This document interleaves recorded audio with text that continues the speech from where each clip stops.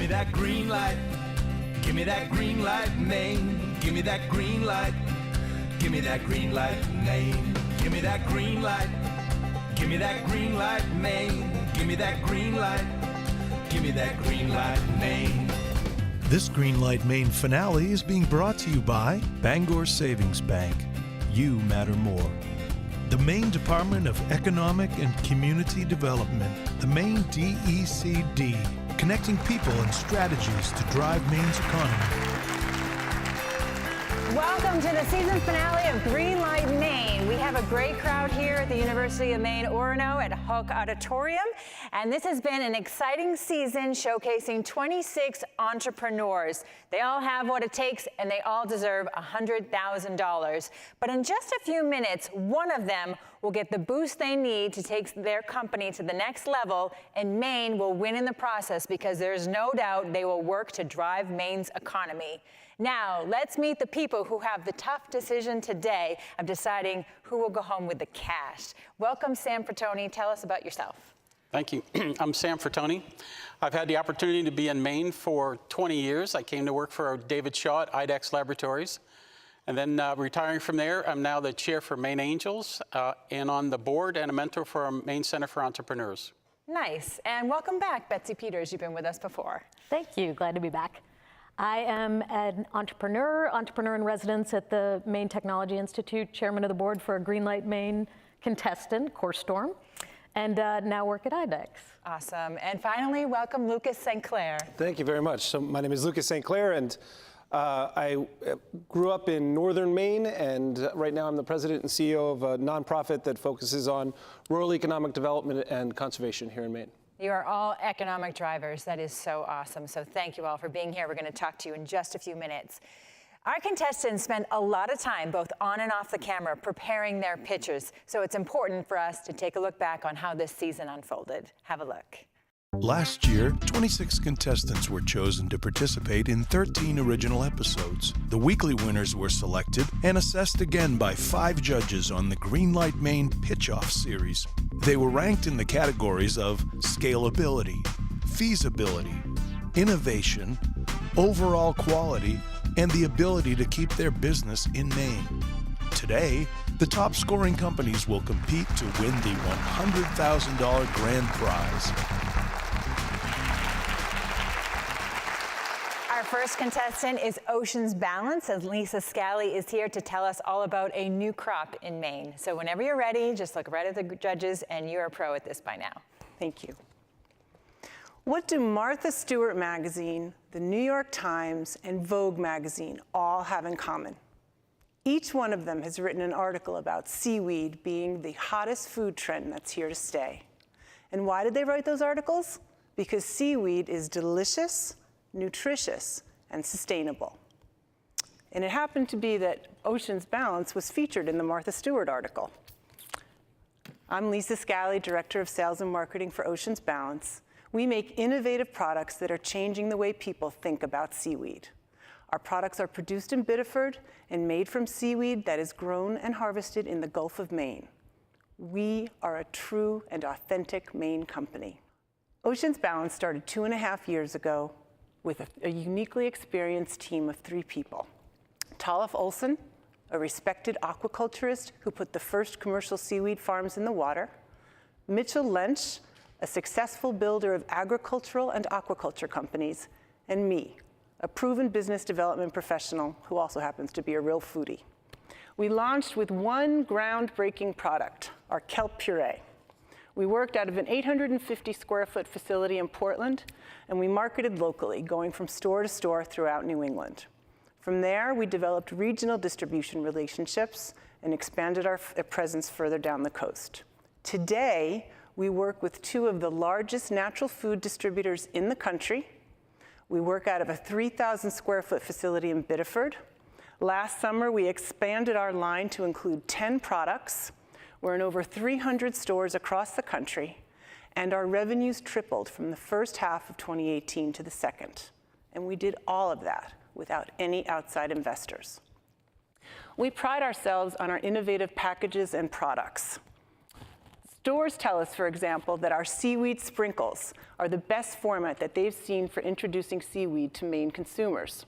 We also take pride in our nursery, farm, and harvest operation, which not only guarantees income for fishermen who are looking to diversify their income, it also ensures a supply of raw product. But, and here's the thing, we are really focused on creating value-added products like the sprinkles and building a strong national brand rather than just selling seaweed at bulk for low margins. Today's global edible seaweed market is $7 billion and forecast to grow to $12 billion by the year 2022. As we've said, seaweed is gaining in popularity, but the reality is 95% of the seaweed that Americans consume is imported from Asia, where crowded growing conditions and questionable water quality following the Fukushima accident don't compare to the pristine waters of the Gulf of Maine. Part of our mission is to help people understand that not all seaweed is alike. And we want seaweed, rather than being an exotic ingredient that you would eat in a sushi bar, we're making seaweed from the Gulf of Maine a staple of the American diet. Nice job. First question, Sam. You have a really great product, and I agree 100% that we have to get more protein from the sea. The question is, even with your branding and exposure, how do you get the person at home? How do I get my teenage son to get that shaker and put it on the food? That's a good question. Quick answer, because we're running out of time, and I want to make sure the judges get We questions. spend a lot of time doing demos in stores to show people how to use the ingredients and help them understand why seaweed is important for their diet. Betsy. So you're 3 people now? Yes. What are the next 2 or 3 people you need to hire to help you grow? The next 2 or 3 people are going to be someone in the factories, in the shop, to help us on the production side. Probably 2 people, to be honest. And then we'll need somebody out on the water with Tall-Off as we do the farming and the harvesting. Lucas. And I'm curious about your raw materials. How do you ensure that you continue to have them sourced, and how does that work? Right, so we have farms out on the water right now, and we're also partnering with local fishermen and lobstermen who also want to start farms. So for example, next season we have 12 fishermen who are lined up who want to start farms. We'll provide them the seed to do so, and then we will buy the product back from them, and that's how we're creating our own supply chain. That was very educational, and seaweed is so good for you. Who knew? It is. It's really good for you. It's what we call it Mother Nature's multivitamin. It's got everything the body needs to be healthy. Nice job. Great question by our judges. We have to take a short break, but don't go away. Our second contestant is coming up next. We'll be right back. Greenlight Maine would like to thank the Maine Department of Economic and Community Development, the Maine DECD, helping businesses and communities prosper. At Bangor Savings Bank, we know the value of making genuine connections with our customers, providing a memorable experience with every interaction. We are committed to doing the right thing and working as a partner with the people and communities we serve.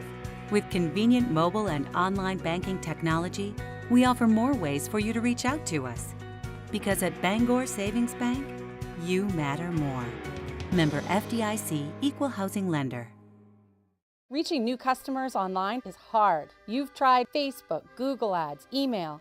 You even built a website 10 years ago. You're way too busy to focus on digital marketing, and you're not getting results.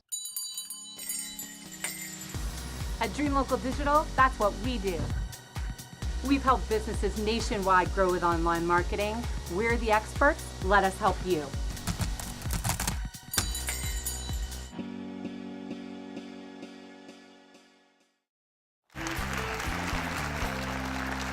Welcome back to the season finale of Greenlight Maine. Our second contestant is American Roots. Ben and Whitney Waxman moved back to Maine, opened a factory to create jobs, and use all American-made product. We are so happy. We need more people like you guys. Whenever you're ready, go for it. Thanks. Thank you.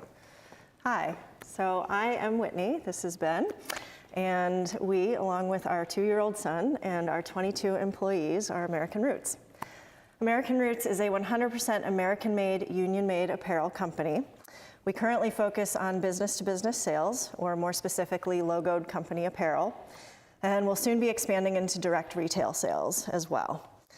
We are very proud to say that Every piece of what we produce is made with US sourced materials, and every garment that we produce is made in our factory in Westbrook, Maine. 10 years ago, this didn't work. There's something happening in this country. People want to feel good about what they buy. People want to feel good about what they wear. We started this thing on a bootstrap. It was a crazy idea. We both had successful careers. We quit our jobs and started a factory at 900 square feet with my mother, Dory, and Whitney. They created a training program. We started with 4 employees 3.5 years ago. And 3.5 years later, we've created 22 jobs, gone from 400,000 our first year, 900,000 in revenue our second year, 1.3 million our third year, and this year we're on track to do 1.7 million. We're proud of what we've done. We're innovating our team. We've brought in some of the best industry leaders from places like LL Bean, Dick's Sporting Goods, Hanes, from New York and Boston, to create a team because we know we have to have core innovation to compete in the 21st century at this level, especially on a global market. One of the things we take enormous pride in going forward is our innovation and our ability to reduce waste and reduce our carbon footprint. All of our machinery, we've reduced to clean energy. In addition to that, with the money that we receive, if we win tonight, we'll turn all of our machines into an automated system which will increase our productivity by 20 to 25% and therefore increase our revenue, increase the wages for our workers and whatnot.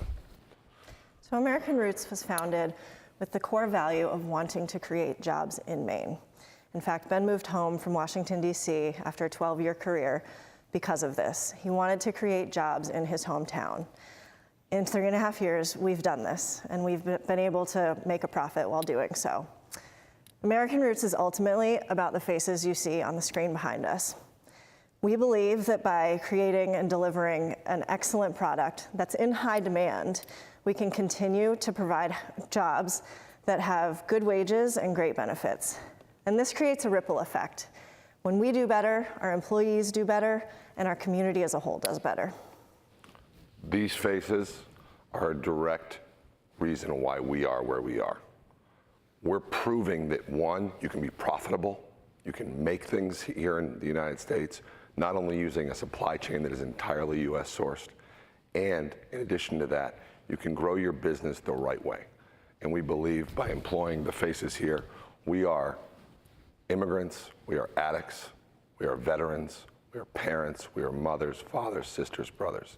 The $100,000 tonight, if we are to win, would go directly to increasing our productivity capacity by 20 to 25% and increasing wages. Thank you. Awesome, awesome job. Okay, Sam, start with you. This is really great. It's great to have a mission-driven business in that. So the question is, like, millennials like to see things different all the time. And you're an innovative company. Are you thinking of doing something that's the style of the year or something, unique products with some kind of fad or some kind of logo, the Nike swish or something that's unique for yours to differentiate it? Can I take this one? Go ahead. Last summer, we had 4 engineering students from Tufts University spend the summer with us, working on our innovation, but it also caused us to do focus groups with actual millennials. We're rolling out a whole spring line that is geared towards them. It's a much more lightweight products across the board to adapt Betsy. to that. Tell me about your key areas of focus in the supply chain. Are there areas of risk, and how are you mitigating them? It's a constant battle. So we have to constantly look for new vendors in addition to keeping the ones that we have, because we promise that everything is domestic. So it's a full-time job, constantly keeping up with that. But we've been able to do so without an issue so far. Great, Lucas. So similar to Sam, my question is, there's a lot of folks making fleece vests. Why are yours different? Why should I buy yours as opposed to one of the other 100 manufacturers out there? Yeah. You can buy a fleece vest anywhere, anywhere. I sat in a plow truck 3.5 years ago with a logoed vest where the material was made in the USA, but it was assembled overseas. People, I go back to recent polling that shows people want to buy things made in America. The most important thing is profit over greed. Our margins are for us to be profitable, but the price is not exorbitant. Awesome answers, great questions. I mean, you guys are just a great Maine story, so my hat goes off to you so much. We need to take a quick break, but when we come back, you're gonna see Flo-Fold, so don't go away. We'll be right back. For almost 25 years, Maine Biz has been providing business news, information, and analysis for business owners and C-level executives in Maine. From Fort Kent to Kittery, Maine Biz serves the decision makers of Maine across multiple channels, including its flagship print digital publication, website, events, daily report, real estate insider, and weekly newsletter. Let Maine Biz help your business succeed. Inform, engage, connect. Welcome back to the season finale of Greenlight Maine. Our final contestant is Flo-Fold, and I would like to note that James Moran, this is his third time on Greenlight Maine, and he is such an inspiration to all Mainers for coming back, and this is part of your whole success story with Flo-Fold. So I know you're going to crush it. Whenever you're ready, just go for it. Thanks. Well, I already know I'm going to owe an apology to the Flo-Fold team because I promised them I wouldn't go off script, but I've got 3 minutes. I've got less than 3 minutes now to tell you guys why the most important thing in my life and the most important people in my life deserve $100,000. And I'm not that talented. I don't have the words for it. So whatever words I do have, I don't want to repeat what I did in the prior 2 pitches this year or any of the other 3, as she had mentioned. So, some things haven't changed from those pitches. Our margins are still very healthy at 50%. Our year-over-year growth is 60%. We've basically doubled almost since 2016. Our addressable market's the same, $141 billion, a very active millennial customer group, and our demographics haven't changed. But I would like to kind of take an opportunity to address some of the things that we've delivered on since my promises to other judges. I said we were going to invest almost $250,000 in innovation in our new headquarters in Gorham, and we've done that. I'm not sure if you saw the cover of the Maine Biz most recently, but that's Charlie's fancy new cutting machine on the cover. And also, I've talked a lot about how building a brand can be defensible. We don't have an app, we're not technology, but since our prior pitches, we've been featured in national publications like Outside Magazine, Forbes, and we were on CNN. So if you take that and you're looking at the future, building a brand, we've talked a lot about how it's important for us to have good partnerships with our key accounts like Urban Outfitters and L.O. Bean, but never before have I stood in front of you, or has anybody in 107 years ever stood in front of you with a pair of L.O. Bean boots with another logo on it besides L.O. Bean, and that logo is Flo-Fold. So we're going to continue to innovate. If we were fortunate enough to win, we would use this money for material innovation, product design. We'd hire a really energetic R&D and design team. Those are currently contracted out when we bring them in-house. But, for me, I know everyone right now, all they want to talk about is the boot, and I don't blame them. It's a pretty great story for both companies, and it's obviously beautiful. But the thing that most people forget is that that took years of failure. For 4 years, we sent L.O. Bean so many samples of wallets that they started sending them back with thank you but no thank you notes because we didn't take a hit. We didn't take a hint and we didn't take no for an answer. And I guess maybe it's a coincidence because I'm a 3-time loser on this show. But at the end of the day, L.O. Bean did give us that chance, and we've tried to prove them right every single day since. And if you guys were to give us a chance, we would try to prove you right every day too. So thanks. Great job. All right, Sam. This is great. And I do still remember the couple guys from Peaks at the Old Port Festival selling wallets. You are determined and stick with it and you keep going, and I think that's awesome. Thanks. Question is, you're having great success with the co-branded. Mm-hmm. Do you see that as a way that you're developing your brand, you're doing awesome? Do you see doing more of that or going back to selling the Flo-Fold products with the strength of that added brand recognition? Right now, it's a noisy retail market. So whatever we decide to do, we just need to make sure we're telling a very good story, and we're doing it authentically. So the collab with L.O. Bean was an authentic Flo-Fold story. We're branching out and we're doing some customization things online. But again, as long as it's authentic for us, I think that's how we're going to get customers' attention. Betsy. In your last pitch this year, you were saying something about personalization. Mm-hmm. Can you tell us a little bit more about that? Yeah, as part of the investment might drive that. Sure. MTI actually helped us a little bit in this regard.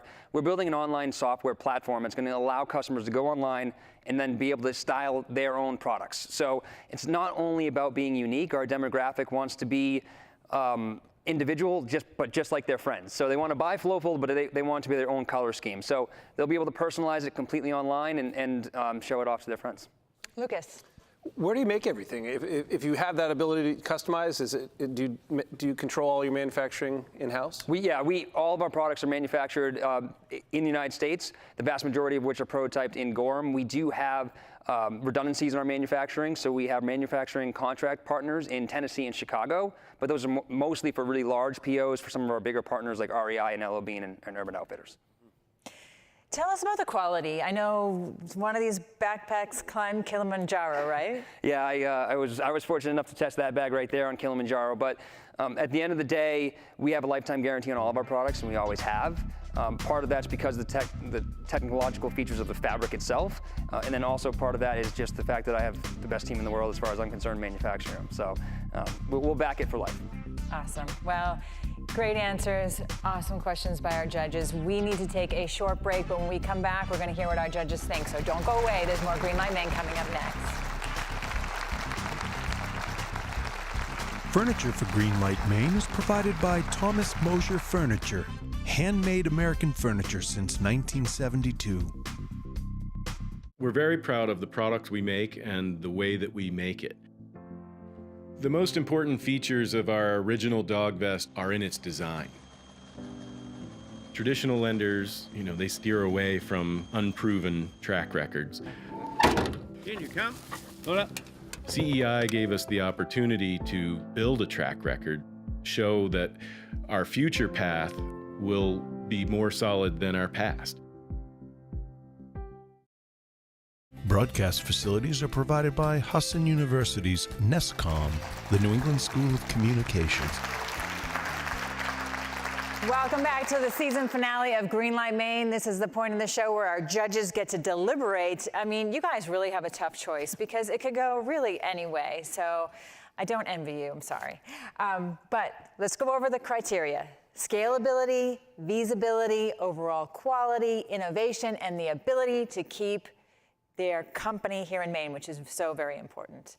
So let's kick it off with you, Lucas, and talk about Ocean's Balance, only because they went first. All right. Yeah, these three presentations made it really challenging. They really made our work difficult. But Ocean Balance was a really interesting company. I mean, they're planting seaweed in the ocean floor or on ropes and turning it into really tasty products. And as Lisa mentioned, it's a $7 billion industry, and there seems like a lot of room for them to move. They're just starting to enter into the Fancy Food Show. They just said the Expo West that got picked up by Whole Foods. And so it seems like they're really moving in the right direction, and the stuff tastes really good. So I was really impressed. And it's good for you too, right? And it's very good for you, yeah, absolutely. So it's great to see, and that vertical integration is hugely helpful, especially for a product that's made here in Maine to have the raw materials grown here in Maine. That's really helpful. Absolutely. And I like that articulation of the senior market really being interested in it. I thought that was an interesting angle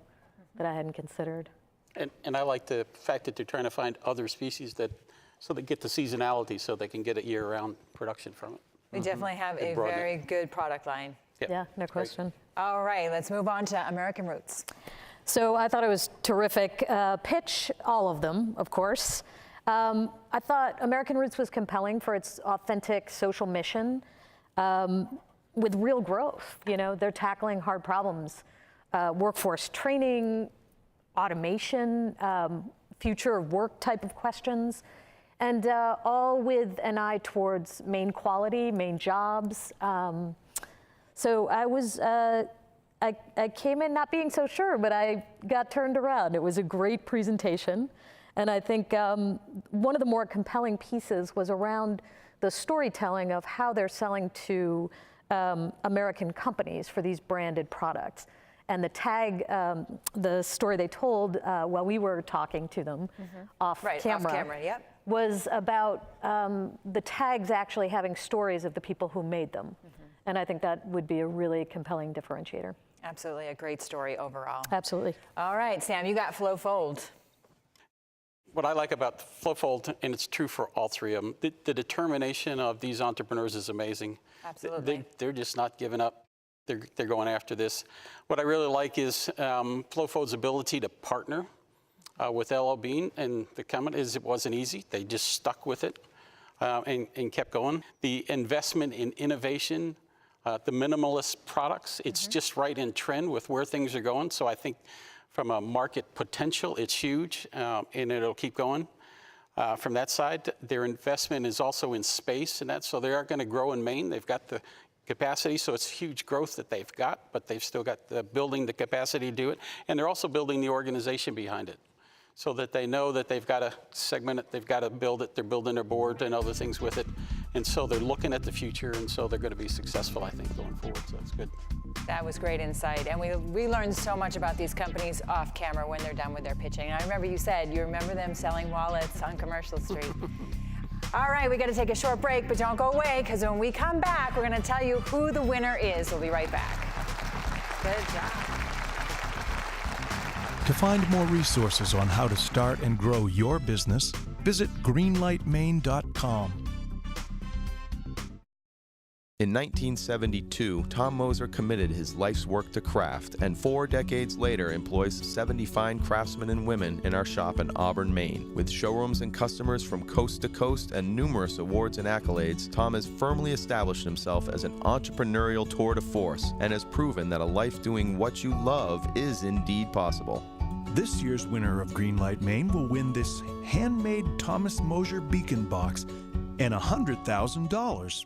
Are you an entrepreneur? Do you have a new business or a great new product? Greenlight Maine is now accepting submissions for Season 5.